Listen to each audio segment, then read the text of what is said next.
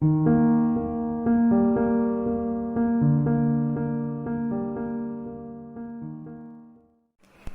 students, how are you all? I hope you all are fine.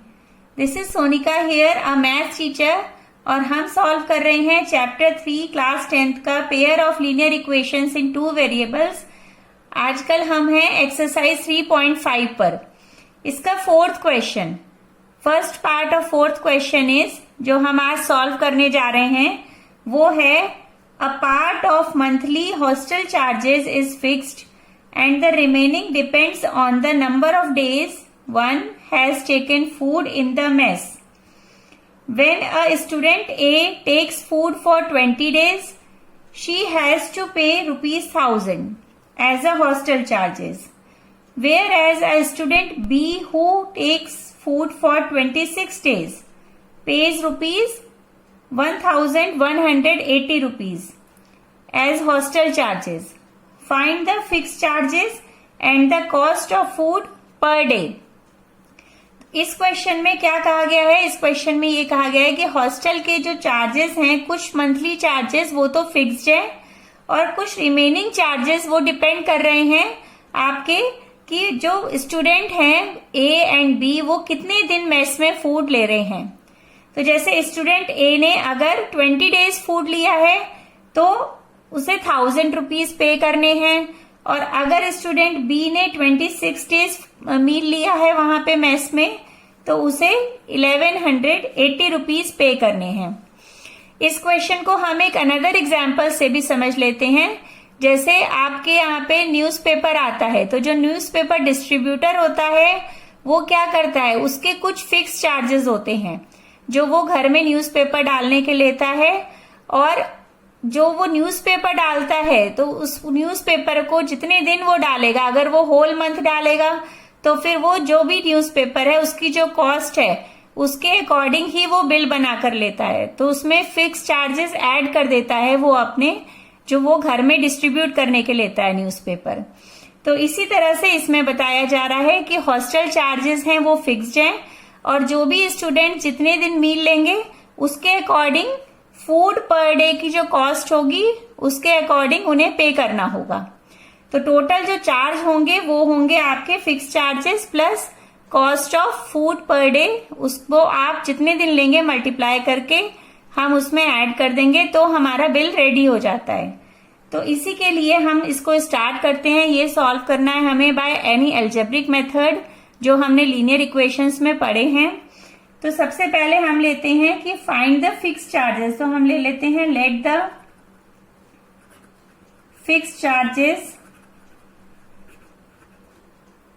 B ₹X। X है and the cost of food per day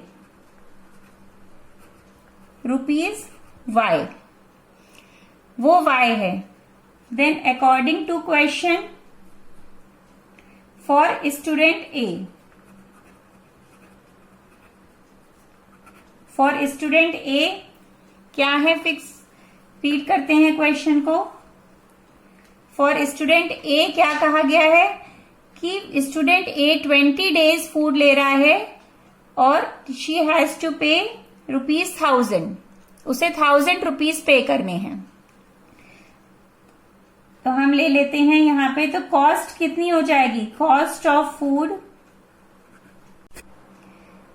of food for 20 days is equal to कितना हो जाएगा, per day की cost है ₹Y, तो 20 days की cost कितनी आ जाएगी, 20 मल्टीप्लाई बाय Y, ये हो जाएगा 20Y। अब हम क्या ले सकते हैं, अकॉर्डिंग टू क्वेश्चन कहा गया है कि स्टूडेंट ए जब 20 डेज फूड लेता है तो उसे टोटल जो मनी पे करनी पड़ती है वो है ₹1,000। So we can write fix charges X plus 20Y is equal to 1,000। ये हो गई हमारी equation 1। Now for student B,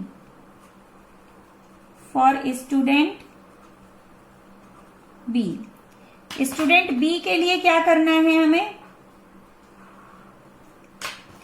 for student B है कि अगर वो फूड 26 डेज लेता है तो उसे पे करना होता है 1180 रुपीज, जो हॉस्टल चार्जेस इंक्लूड करके है। तो हम पहले निकाल लेते हैं कि अगर वो 26 डेज जो फूड लेगा तो उसे कितनी मनी देनी होगी। Then we can write cost of food for 26 days is equal to हो जाएगा 26 मल्टीप्लाई बाय वाई 26y। उसने कितने पे करे हैं? उसने करे हैं x plus 26y is equal to 1180 rupees. That is our equation number 2। ये हो गई हमारी इक्वेशन नंबर 2। अब हम इसे फर्दर सॉल्व कर लेते हैं। इन दोनों इक्वेशन को किस मेथड से सॉल्व करेंगे? तो इक्वेशंस लिख लेते हैं। इक्वेशंस हैं x plus 20y is equal to 1000, that is our first equation, and the second equation is x plus 26y is equal to 1180 rupees. अब बच्चों हमारे पास 2 मेथड्स हैं, substitution method and elimination method.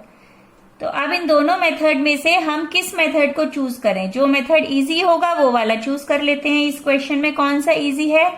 अगर हम एलिमिनेशन मेथड यूज करेंगे तो क्या करेंगे? सेकंड में से अगर हम फर्स्ट इक्वेशन को माइनस कर देंगे तो क्या हो जाएगा?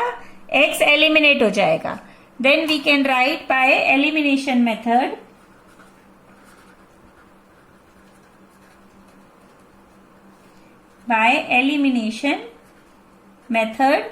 एलिमिनेशन मेथड से हम क्या करते हैं?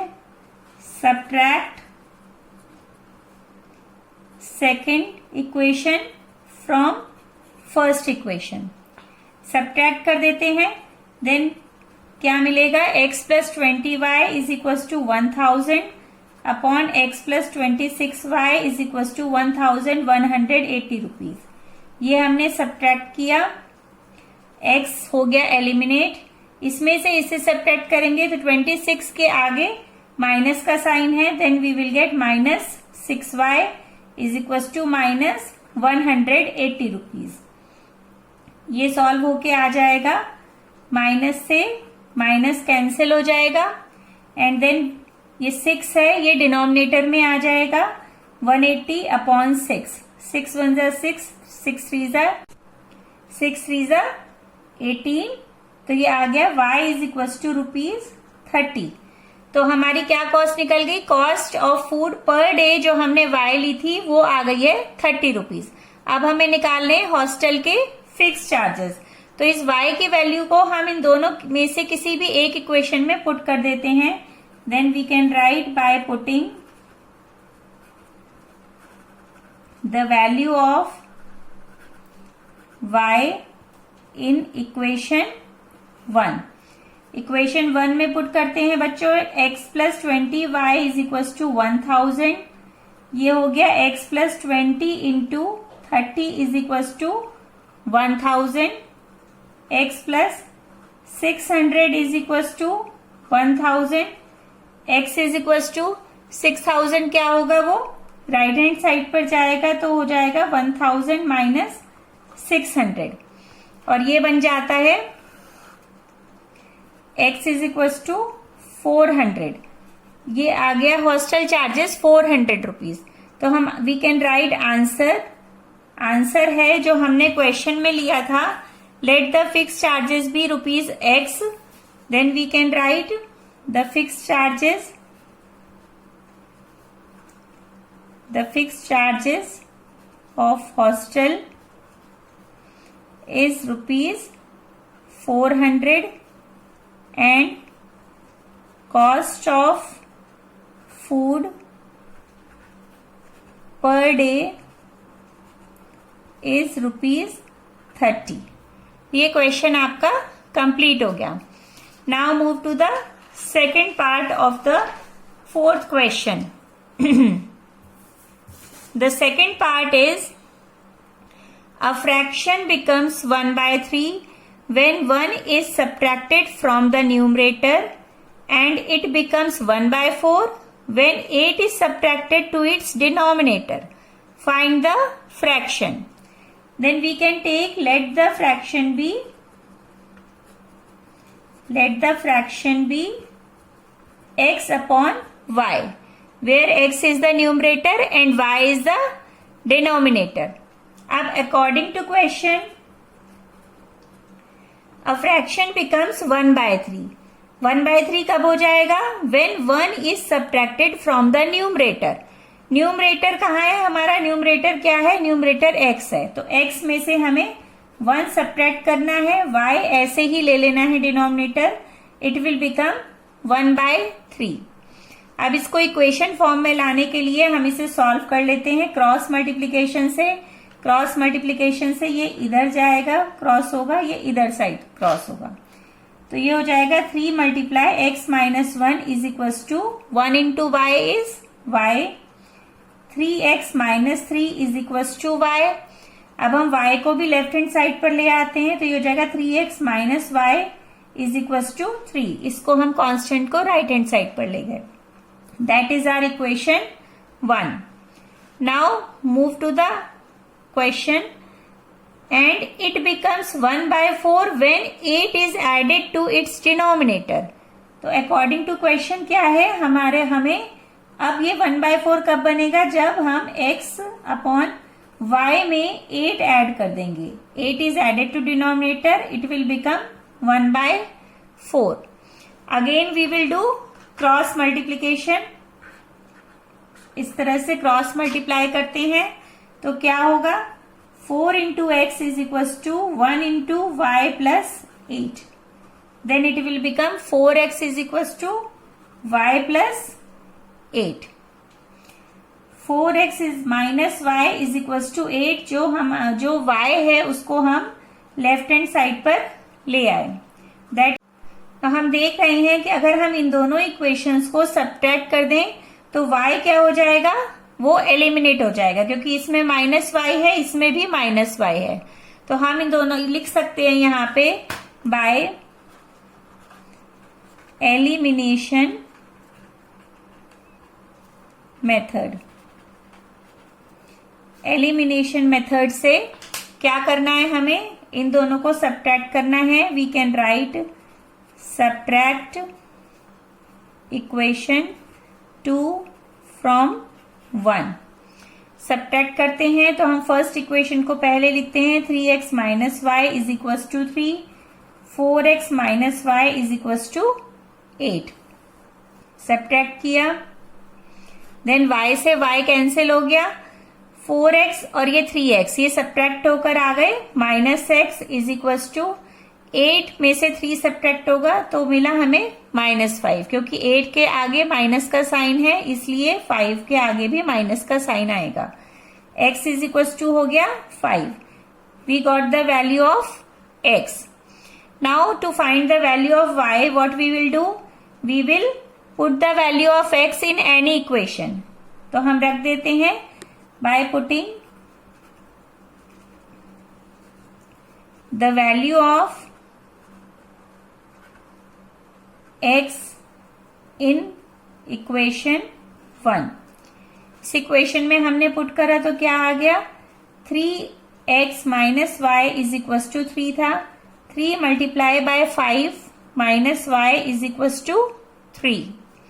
5 3 जा 15 minus y is equal to 3. अब क्या करना है हमें?